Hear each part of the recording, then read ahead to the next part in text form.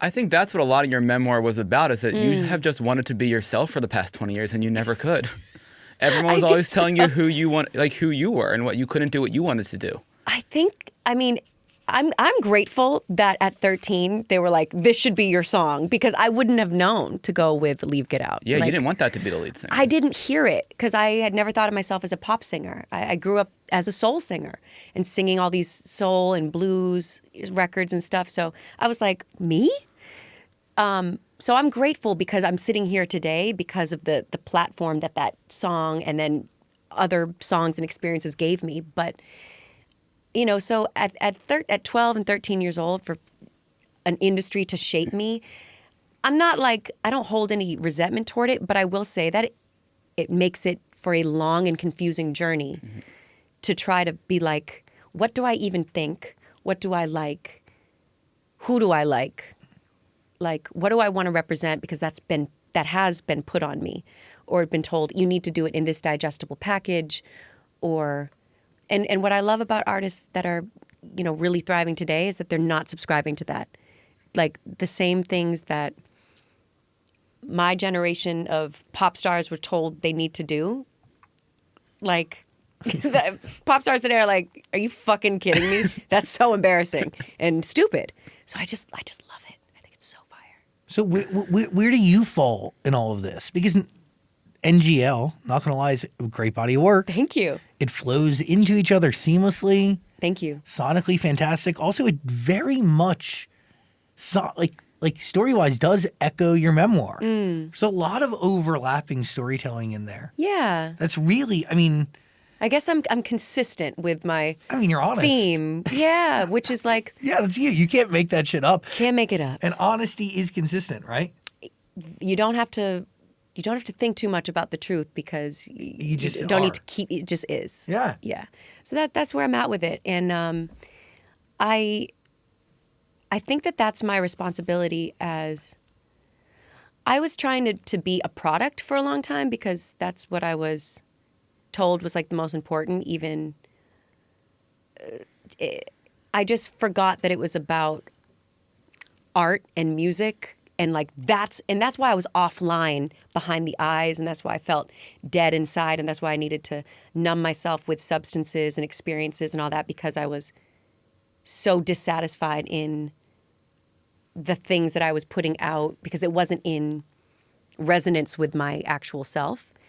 So when I realized that I can't do that, because I will literally maybe cease to exist as a human being, I was just like, oh, for me to continue on, I just need to do things that I like. And I'm just, as long as I can have a relationship with my fans and feel like we're growing and evolving, and I'm able to, go around the world and tour and all this stuff, I'm living my best life.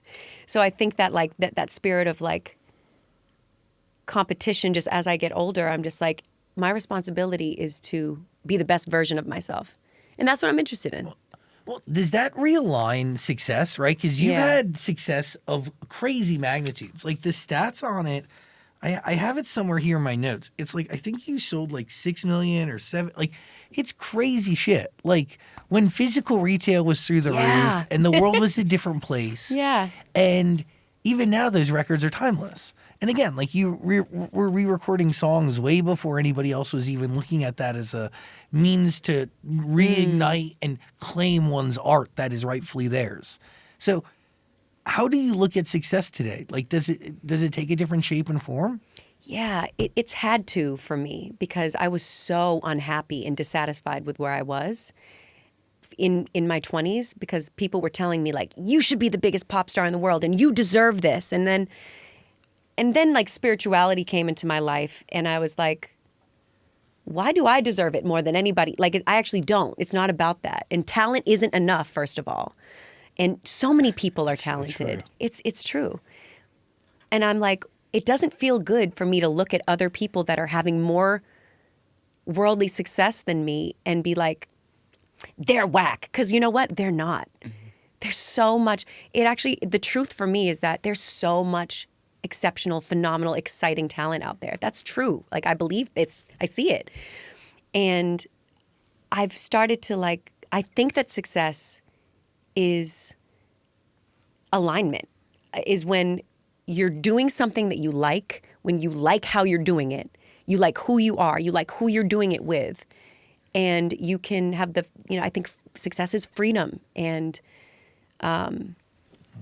playfulness and ease. Like, that's what it is to me. So I've also had to like, I talked about this in my book too, like my ego feeling a sense of, in my 20s when I was friends, like for example, with Selena Gomez, and she would get mobbed, if we went out, and I would fall to the back and not even want to be around, even near, so people could or could not recognize me. Like, I just didn't, it made me feel so uncomfortable and less than. And I had to, and I talked about that with my therapist, and like, that's not how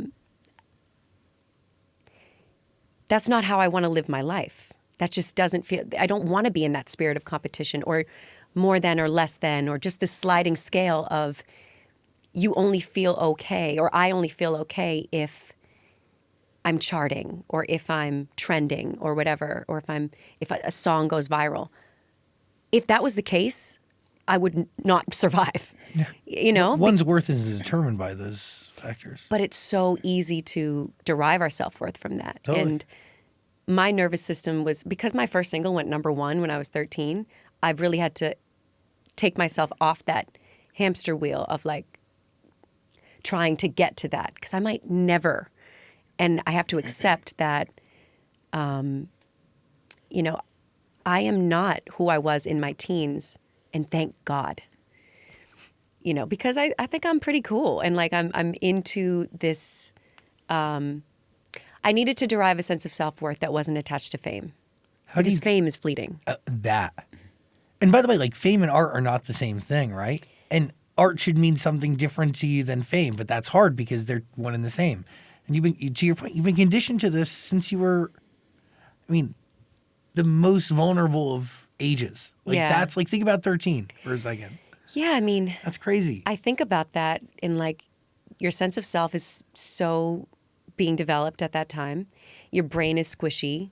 Yeah. Everything that you're exposed to is influencing you. That's why I titled my book Over the Influence, because it's not from a sense of like, I'm over it now, I'm the wise sage, but it's like, I'm over it in this, like, I don't want to do that anymore. I don't want to be a slave to people's opinions or the fickle, just the fickle public, whatever. Like, life is too short to live it for any one particular person or system or industry or group mind.